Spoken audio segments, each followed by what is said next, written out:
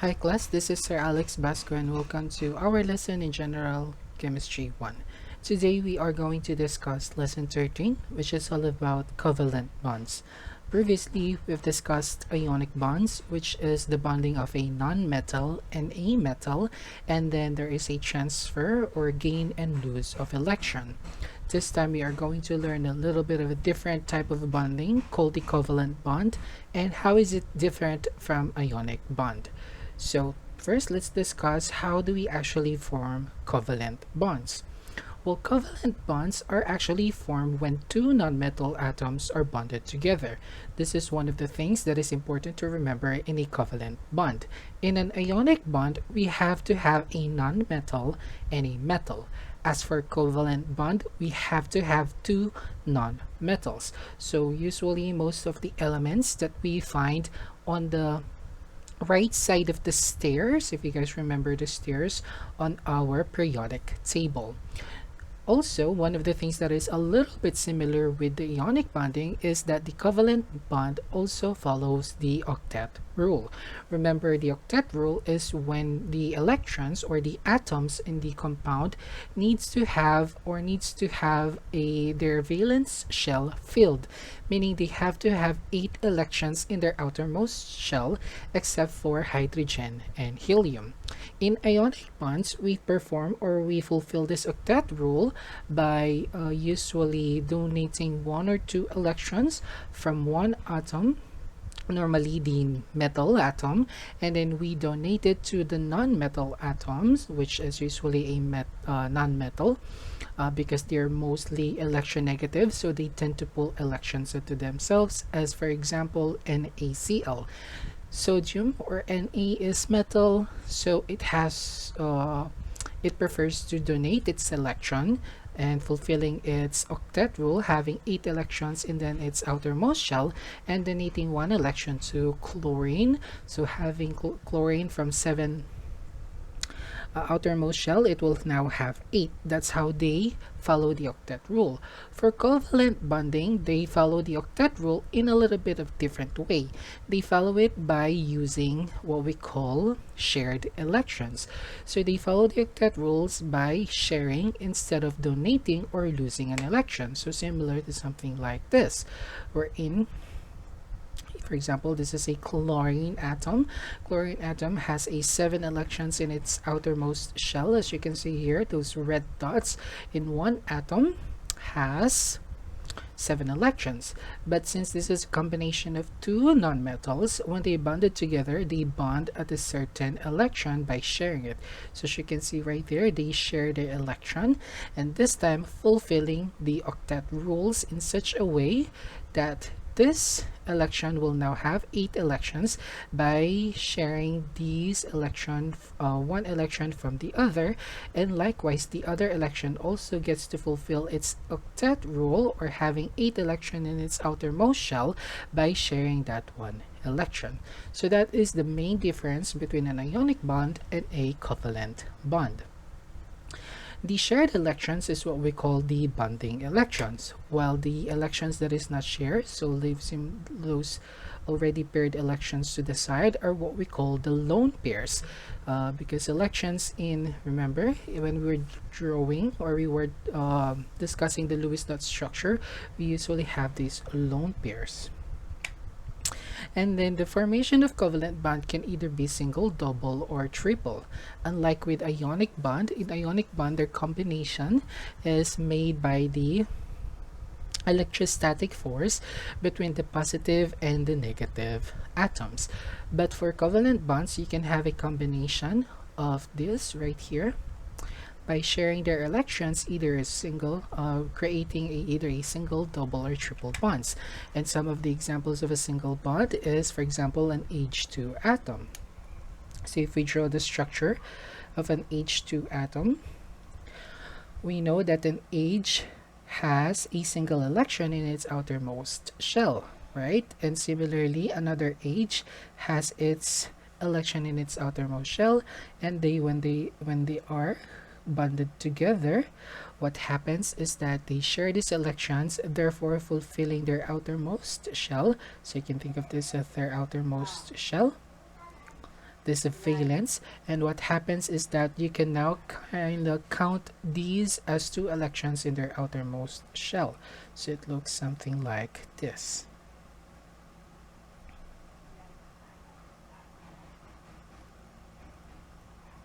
So these two electrons are now found within the valence shell of the hydrogen, and this two electrons is also found in its valence electron of H. And since H only has the first valence shell, remember the first valence shell can hold only two electrons. Therefore, for fulfilling their what we call in this situation a duet rule, not an octet rule. Octet rule meaning they need to have 8 electrons in their outermost shell. So this is an example of a single bond, and then we can have situations, for example, like double bond, where in a combination of O2. So for O2, let me just go ahead and draw O2. It's a combination of two molecules of oxygen. And remember, oxygen has 6 electrons in its outermost shell. So we usually draw it 1, 2, 3, 4, 5, and 6. And then we will have another electron right here, 1, 2, 3, 4, 5, and 6. So when two electrons combine together in order to fulfill their octet rule, they share these two electrons together. So what ended up having is we have something like this. And they actually fulfill their octet rule in this situation, because this pair right here can be counted as 4 electrons. So you have your 1, 2, 3, 4, 5, 6, 7, 8. 1, 2, 3, 4, 5, 6, 7, 8. So we now have 8 electrons in its outermost shell of your oxygen. And they do that by bonding together in what we call I believe this is a sigma bond or double bond. And then we have situation where we have a triple bond having, for example, A and 2. And nitrogen has 5 electrons in its outermost shell. And in order to fulfill the octet rule, what they want to do is basically combine these 3 electrons together, creating a triple bond, or I think this is now called a pi bond, and a sigma bond. So that's 1, 2, 1, 2. So how do they fulfill the 8 electrons? Well, this 3 dashed line is basically 6 electrons. 1, 2, 3, 4, 5, 6, 7, 8. 1, 2, 3, 4, 5, 6, 7, 8. So their outermost shell is now shared or sharing these 6 electrons in order to fulfill their octet rule. So this is one of the things that is happening in covalent bond. The combination can either be single, double, or triple. But also it could be a combination of what we call the octet rule and a duet rule. Some has to fulfill the duet rule, where they need to have 2 electrons in their outermost shell. Mostly it's just hydrogen and helium. But also we can see that in hydrochloride, wherein it's a combination of hydrogen and chlorine, wherein the chlorine has the 7 electrons in its outermost shell, and one of the electron is coming from hydrogen. So in this situation, the outermost shell of chlorine has 8 electrons, and the outermost shell of hydrogen has 2 electrons, fulfilling the duet rule for hydrogen and fulfilling the octet rule for chlorine. So that's how we form covalent bonding with 2 nonmetals. The structure of this covalent bonding results in various properties of covalent bonds or covalent molecules, one of which is they have low melting point. Unlike ionic bonds usually have high melting point. If you guys remember example in the video lesson, wherein no matter what you do, if you place salt, for example, on a pan, no matter how high you rank up the temperature, it'll be very difficult for you to melt salt. But for covalent bonds, for molecules bonded together by covalent bonds, they have low melting point, meaning they're very easy to dissolve. They also have low boiling point, which is opposite with ionic bonds. But similar with ionic bonds, they have low conductivity for uh, solid. But when you dissolve, remember, when you dissolve ionic bonds in an aqueous solution, they become very conductive. That is not true for covalent bonds. They also have low solubility in water, meaning they're actually very difficult to dissolve in water, unlike ionic bonds. For example, salt. Salt is very easy to dissolve in water because it is an ionic, it's a molecule connected together by ionic bonds. So the sodium cation and the chlorine anion easily dissociates, but for molecular bonds they're actually very difficult to dissolve in water. Some example is rocks, no, or carbon, carbon structure, for example diamonds and a lot of our jewels. You can actually just dissolve them in water because they're very difficult to dissolve. Or for example gold, right? One of the things also is that they can be very soft. Some of the properties of covalent bonding is some of them can be very soft. And lastly, they can usually be flammable. So this is not encompassing all, but most of them are like this. The structure of a covalent bond is a lot of the covalent bonding molecules have these types of properties. Of course, not all, but most of them. And when we actually break the covalent bonding of a molecule, as for example H2O or HF or O2, they actually, you need a energy, a source of energy in order for you to break the bonds. And that energy is actually expressed in kilocalories per mole or kilojoules per mole. 1 kilocalories is equals to 4.18 kilojoules. What is this energy? So you can think of this as in H2O. Or not H2O, just think of this as, there you go, as O2. Remember our discussion earlier, O2 is a combination, is bonded together by double bonds. If you want to break this bond, you need to have an energy source in order to break this bond. It could be a heat source or any other type of energy, and the amount of energy you need in order to break this bond is actually equal to the amount of energy they release when they are combined. So what do we mean by that? When we have to separate, let me just try it. When we have to separate oxygen, in this state, they're actually quite unstable.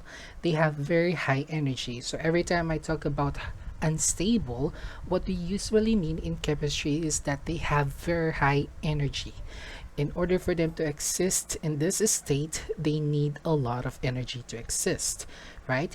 When they become stable, what happens is that they have lower energy in that state. The lower the energy, the more stable they are. And one of the ways in order, for example, an O2 to become more stable is they need to be bonded together. So when they form this double bond in a covalent bond, what happens to them is from having a very high energy state, the energy state actually becomes very much lower. And when when two nonmetals are combined together, what happens is, in order, since there is a lower energy, that energy should be released. So what happens is that when they combine together, some of the energy is actually released, and that energy is what we call enthalpy. And in order for you to combine two oxygen together, you need about 495 kilojoules per mole, meaning each mole of O2 needs, when two, they call this, when two oxygen are combined together, Again, they have very high energy, right? But when they combine together, they have lower energy. That is because when they combine together, energy is released, or what we call the enthalpy. And the energy release is actually equal to 495 kilojoules per mole. Meaning each mole of O2 that you combine is you release 495 kilojoules per mole. Interestingly, this same amount of energy, since this is released, we usually add negative. Okay, just remember that. So negative means it's released. If you want to break this O2 combination now, if you want to break this bond, this same amount of energy should be put back into this combination, into this molecule. That's why we said here this energy is the same amount released when the bond is formed. This same amount of energy released when your covalent molecules are bonded together, if you place back that same amount of energy which is required, this 2O2 will actually break again. So that is what's interesting about the law of nature, is that there is a conservation of energy. The amount that they release is equal to the amount, or the amount that they release when they are formed is still equal to the amount of energy you have to put back in order for them to break apart. So there's a conservation of energy. The amount released is equals to the amount used in order to break them apart. So that is one thing about the properties of a covalent bond. Okay, and that amount of energy you use to break the bond is what we call the bonding energy, or bond energy.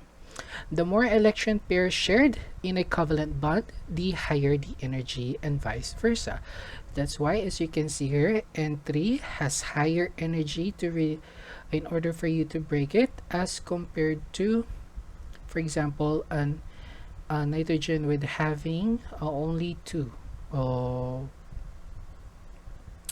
sigma bond. So as you can see, that's lower in energy.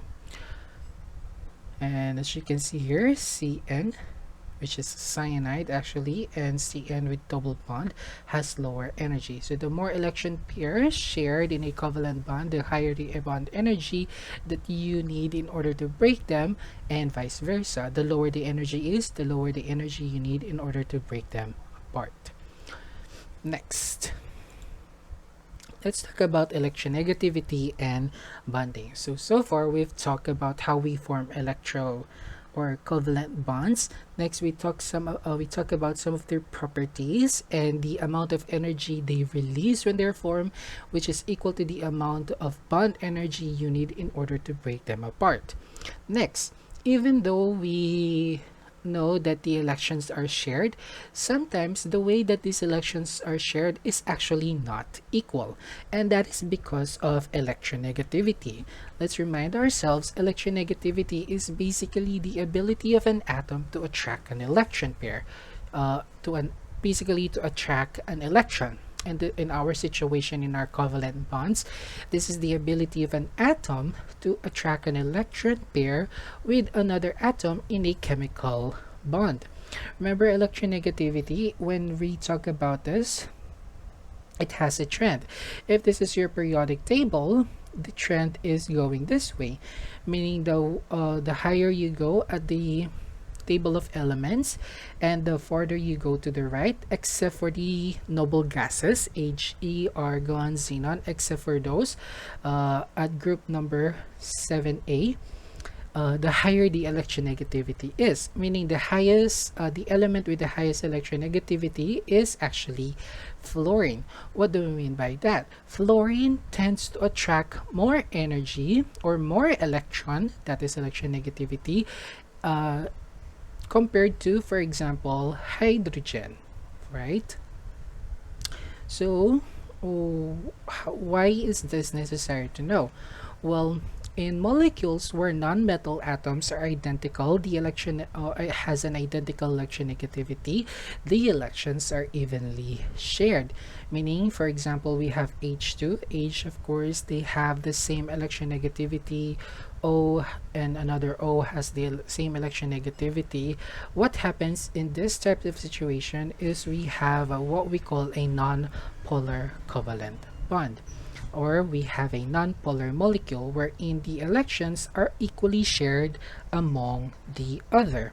But once when you combine two nonmetals and one of the nonmetals has higher electronegativity, what happens is we have partial polarity, which is what we call a polar covalent bonds, meaning we start to have polarity. What do we mean by polarity? We start to have negative and positive, but they are still not a ionic bond. Okay, they only have a little bit of property of being a negative and a little bit of property of being positive, right? And this is what usually write when we write about negativity and the positive side. We draw this and add negative, and we draw this and add positive for the side that is more positive and to the side that is more negative. One example of this is HF, right? So HF has 7 electrons. So this is, maybe let's draw it in terms of X's and O. H has 1 electron, right? While F has 7 electrons. But when you combine them together, the F fulfills its octet rule and H fulfills its duet rule. But we know that F is the most electronegative element in the periodic table. So what actually happens is that even though they combine and they share electron, F usually tends to have more partially negative status, and H has more a partially positive status. And this is actually very important in a lot of bonding that is happening, especially with H2O. This is what gives H2O its liquid property. If we actually draw it, let's draw it this way.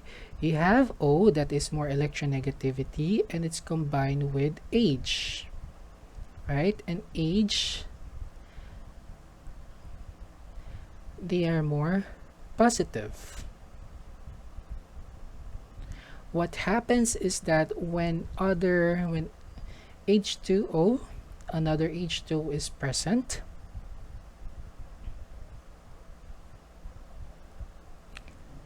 this partial negative and partial positive, they tend to bond together, and this is an example of a hydrogen bond, right? So you have more positive, you have more negative.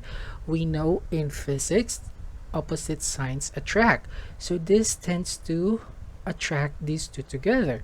This bonding here is not a type of covalent bond, but it's just a structural bonding because of the polarity of your molecules, and that's what gives the water its property. H2O is water. The reason that it flows, it moves, no, the reason that we can drink it is because of this property. They move, it flows because they have a very strong but kind of like flexible bonding. This bonding here, although very strong, it keeps the H2O together, but it's not strong enough that it becomes solid until, of course, you freeze it, right? So that is what we call a polar covalent bonding. One side becomes more partially positive and other side becomes more partially negative, and that is just due to the difference in electronegativity. When the difference between the electronegativity of one element is around 0.42, 1.7, or we usually round it to 2, then the elements combined has a the combination becomes a polar covalent bond. And that is the difference also with how ionic bonds are formed. Ionic bonds are formed is when the electronegativity is very, very strong. This is usually a combination now of a non-metal and a metal. So when a non-metal has not very high electronegativity and metal has a very low electronegativity, what happens instead of just an even sharing, the electrons is basically just going to donate. In this situation, the metals will just donate its atom onto the more electronegative element. In this situation, there's still two nonmetals, right?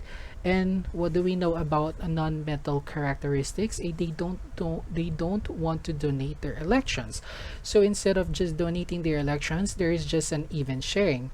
The higher the electronegativity, the more that the electron cloud is on one side compared to the other. And we can actually draw this in what I just mentioned, the electron cloud. So for non-polar covalent, wherein the electronegative, the difference between the electronegative of two non-metal atoms is just about 0 to 0.4, we have non-polar covalent bond. But once the non-polar covalent bond, the difference between their polarity is 0.4 to 2, or 1 point, actually it's just around 1.7. As you can see here, the electron cloud starts to move on one side, and this electron cloud represents the electron. And the more electron here, we start to have partially negative there, and this becomes more partially negative. And when you have higher than 1.7 or 2 electronegativity, the one of the atom will just straight donate its electron onto one of the elements, making this an ionic bonding. Okay, because now there is a donation. And again, we draw it in terms of electron cloud. So here you have a non-polar covalent bond because they're equal in polarity or in electronegativity. That's why you have kind of like a dumbbell shape.